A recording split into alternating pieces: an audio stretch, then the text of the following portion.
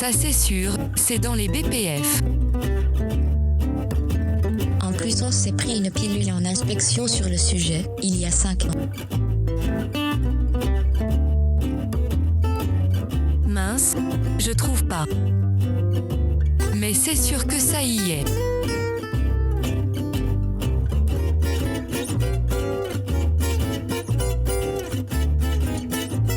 Bonjour à tous et bienvenue dans cet épisode 5 de C'est marqué dans les BPF. Alors j'espère que dans cet épisode précédent vous avez appris plein de trucs car vous n'êtes pas au bout de vos surprises avec ce nouvel épisode. Ouh. Avec moi aujourd'hui mes deux compères, Arnaud. Comment ça va Arnaud ? Salut Pam, salut Romain. Et du coup comme tu l'as très bien introduit, merci. Romain. Salut, j'ai appris plein de trucs. Allez, on commence tout de suite avec l'article 1.5. C'est parti. La direction a la responsabilité finale de s'assurer qu'un système qualité pharmaceutique efficace est en place, doté des ressources nécessaires et que les rôles, les responsabilités et les autorités sont définis, communiqués et mis en œuvre dans toute l'organisation. Le leadership et la participation active de la direction au système qualité pharmaceutique sont essentiels. Ce leadership doit assurer le soutien et l'engagement du personnel à tous les niveaux et sur tous les sites au sein de l'organisation pour le système qualité pharmaceutique. Eh ben ça mon vieux. Ils sont où les racis? Ils sont où les racis là? Les responsabilités là? Allez, si, non, j'exagère. Il y a des responsabilités qui sont définies, mais c'est pas souvent très clair. Et qu'est-ce qu'on met derrière le terme leadership? Déjà, les codir sont-ils suffisamment formés aux bonnes pratiques de fabrication et même au processus interne de leur site? Peut-être pas. En tout cas, c'est intéressant ça quand même. En plus, dans les codir, t'as la RH et des trucs comme ça, quoi. Je me demande si la RH, elle sait qu'il y a un article 1.5 qui parle d'elle. Ouais. Et le directeur des services techniques. et le directeur HSE aussi. Hein. Enfin, voilà. En général, les directeurs HSE, ils sont pas mal chauds sur les process. Oui, mais avec la vision sécurité-hygiène. Mais est-ce que tous les membres de la direction ont lu les BPF ou nous écoutent? Maintenant, c'est vrai, ou nous écoutent. Voilà, non, mais c'est ça en fait. C'est derrière, c'est que il n'y a pas un seul. En fait, est-ce que, et moi je challenge ça fortement, mais en gros, est-ce que aujourd'hui dans les comités de direction, il n'y a pas un peu trois têtes qui portent entre guillemets la responsabilité de la qualité, qui est le directeur de site, le directeur de prod et le directeur qualité, et les autres, on s'en lave les mains. C'est pas caricaturé. C'est sûrement pas le cas partout, mais en tout cas, je pense que tout le monde a autant de responsabilités les uns que les autres là-dedans, quoi. C'est marqué là, en tout cas. Voilà. Bon, après, je caricature un peu, hein, mais pour grossir le trait, mais salut tous nos collègues. Mais bon, ça pose la question, quoi. Allez, 1.6. Une revue périodique de la performance du système qualité pharmaceutique impliquant la direction doit être réalisée afin d'identifier les opportunités d'amélioration continue des produits, des processus et du système lui-même. Ça, c'est les revues de direction. Je sais pas si tu en as déjà fait. Ouais, les revues qualité tous les 3 mois ou des choses. Ça, on peut le challenger sur est-ce que c'est les bons indicateurs ou pas, mais c'est quand même quelque chose qu'on retrouve partout et qui est fait. Après, ça prend beaucoup de temps pour compiler les indicateurs. Est-ce que c'est les bons, etc. On peut le challenger, mais c'est quand même fait. Ouais, c'est vrai. Allez, 1.7. Le système qualité pharmaceutique doit être défini et documenté. Un manuel qualité ou une documentation équivalente doit être établi et contenir la description du système de gestion de la qualité, y compris les responsabilités de l'encadrement. Ça, je sais pas ce que le manuel qualité, c'est un document qui existe partout, qui est globalement lu une seule fois, c'est quand il est écrit. Et puis après, ça devient une espèce de monstre du Loch Ness où tout le monde a entendu parler, personne ne l'a jamais lu. Comme les BPF, non? Non, je rigole. Non, mais ouais, après, le manuel qualité, il est... D'ailleurs, souvent, tu as des processus décrits dedans. Hein. Là, je suis Ouais, un accro mais des processus. moi Non, j'ai eu mais l'occasion de lire quelques-uns et en général c'est des trucs assez stylés, je trouve. Enfin, les gars qui mais écrivent ça, voilà, exactement. Exactement. Je suis assez d'accord là-dessus. Et je trouve que c'est un peu sous-exploité au final. ouais, je suis d'accord. Allez, fin de la partie consacrée au système qualité pharmaceutique. Maintenant, on entre dans les bonnes pratiques de fabrication des médicaments. Toujours dans le chapitre 1. 1.8. Ah, ça, c'est aussi un gros article. 1.8. Les bonnes pratiques de fabrication des médicaments constituent un élément de la gestion de la qualité qui garantit que les produits sont fabriqués et contrôlés de façon cohérente, selon les normes de qualité adaptées à leur usage et requises par l'autorisation de mise sur le marché, l'autorisation des essais cliniques ou les spécifications du produit. Les bonnes pratiques de fabrication s'appliquent à la fois à la production et au contrôle qualité. Les exigences fondamentales des bonnes pratiques de fabrication sont les suivantes. Ils aiment bien quand même les phrases à rallonge dans les BPF, franchement. Oui, oui, oui. Bah, c'est un texte normatif. Hein. Après, Ouais. on s'étonne qu'on a dans des descriptions de déviation avec des trucs tirés par les cheveux. Et c'est trop Non, vrai. j'exagère. Dans les procédures et les machins comme ça, c'est inspiré de ça, ça se trouve. Enfin, c'est ça. Bah ouais, ouais. Petit 1.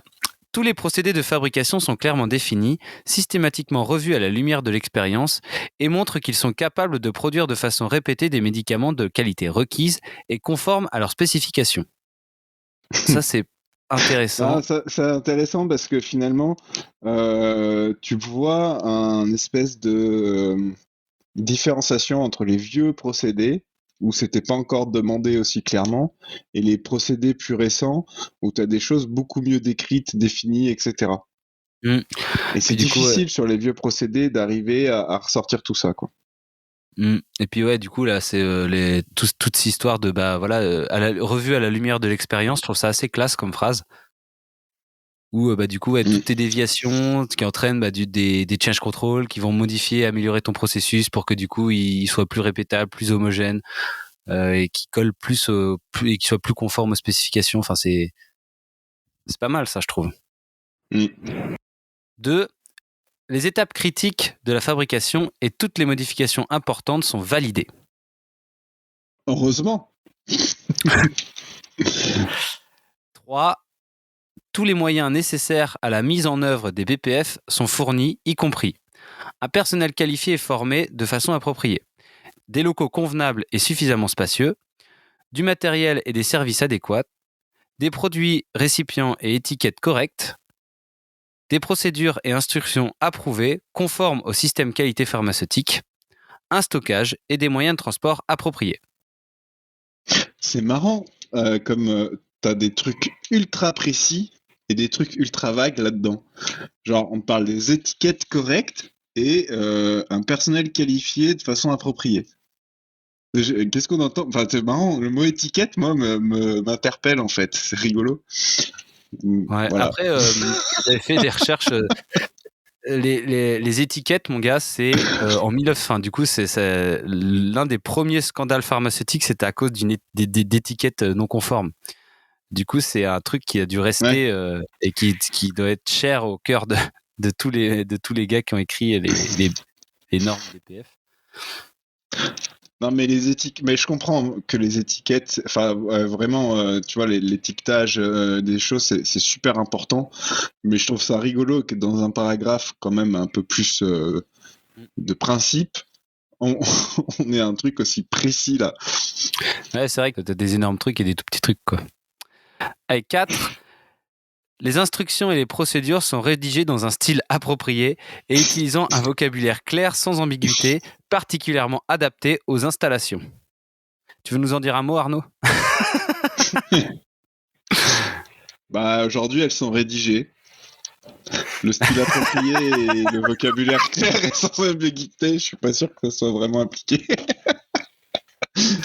Ouais, c'est vrai. Mais c'est marrant parce que là, tu vois, pourquoi est-ce que dans les BPF, on parle pas de justement d'utiliser des méthodes pour les rédiger avec des schémas, parce qu'on parle de vocabulaire. Donc derrière, moi, quand je lis ça, je me dis, bah ouais, genre, on attend que j'écrive un texte, quoi. Ouais, des mots, ouais, c'est ça, ouais.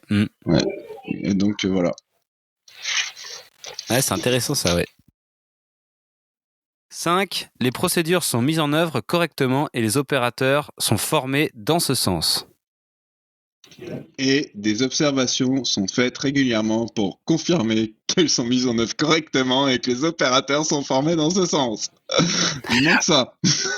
Mais c'est intéressant là par contre parce que là ils sont en train de construire du coup cette espèce de boucle entre tu dois former tes mecs, enfin du coup tu dois décrire tes processus. Une fois que tes processus sont décrits, tu formes tes mecs en fonction des trucs que tu as écrits de ton processus. 6. Des relevés sont établis manuellement et ou avec des appareils d'enregistrement pendant la fabrication. Il prouve que toutes les étapes requises par les procédures ont effectivement été suivies et que, quantitativement et qualitativement, le produit obtenu est conforme à ses spécifications. Intéressant. Ça, c'est le dossier de l'eau. Hein. C'est un peu le dossier de l'eau, là. Hein. C'est le dossier de l'eau. Mais est-ce que... Est-ce qu'une case cochée dans un dossier de l'eau prouve que tu as suivi les étapes requises par tes procédures? Ouais, et puis du coup, pareil aussi, des relevés sont établis avec des appareils d'enregistrement. Ouais, en fait, c'est plus que le dossier de l'eau aussi. Hein. Oui, c'est pas que le dossier. C'est toutes les données brutes, en fait. Hein. Ouais. Parce que finalement, les relevés manuels prouvent juste que tu as écrit dans un document. Hein. Ouais. C'est vrai. 7. Toutes les déviations significatives sont enregistrées de façon détaillée et examinées dans le but d'en déterminer la cause et de mettre en œuvre des actions correctives et préventives appropriées. Ça se répète. Ok. Ouais, ça se répète, ouais. 8. Des dossiers de fabrication et notamment de distribution sont établis en vue de retracer l'historique complet d'un lot. Ils sont rédigés de façon claire et restent facilement accessibles. Alors là, du coup, je t'avoue que les dossiers de distribution, moi, je peux pas me positionner. J'ai jamais eu trop l'occasion d'en voir, mais parce que j'ai pas forcément été très présent dans des étapes de distribution. Mais après, c'est intéressant parce que là, tu as le point 6 qui te parle des relevés qui permettent de s'assurer qu'on a bien suivi les étapes des procédures. Et là, on parle des dossiers de fabrication, donc des dossiers de lot. On te dit que c'est là pour retracer l'historique complet d'un lot. Ouais. Quelle est la différence? Est-ce que finalement le dossier de lot c'est pas fait pour justement, je sais pas si c'est fait pour prouver que t'as suivi tes procédures, c'est que tu compiles tes données de vie de ton lot. Et typiquement, oui, si tu as un truc à un moment donné, un écart, tu l'as documenté dans ton dossier de lot, tu as documenté tes données, tes paramètres, tes choses comme ça. Mais finalement, quelque part, je pousse le bouchon un peu loin en recoupant le point 6 et le point 8. Ton dossier de fabrication, ça pourrait être juste un truc de relevé de données, quoi. Ouais, c'est ça. Toutes tes données que t'as mis ensemble au point 6, tu les compiles dans le point 8, quoi. Et 9. La distribution des médicaments comporte le minimum de risques pour leur qualité et tient compte des bonnes pratiques de distribution. Du coup, les bonnes pratiques de distribution, c'est un document à part entière. Hein. 10. Un système de rappel est organisé pour le cas où il s'avérerait nécessaire de rappeler un lot de produits. Ok. Donc ça conditionne toute la traçabilité au final. Hein. C'est exactement pour ça qu'on fait toute cette traçabilité, c'est dans ce but. 11. Les réclamations concernant les produits sont examinées, les causes des défauts de fabrication recherchées et des mesures appropriées prises, non seulement en ce qui concerne les produits défectueux, mais également en vue de prévenir le renouvellement de ces défauts. Comme les déviations, les réclamations doivent être investiguées.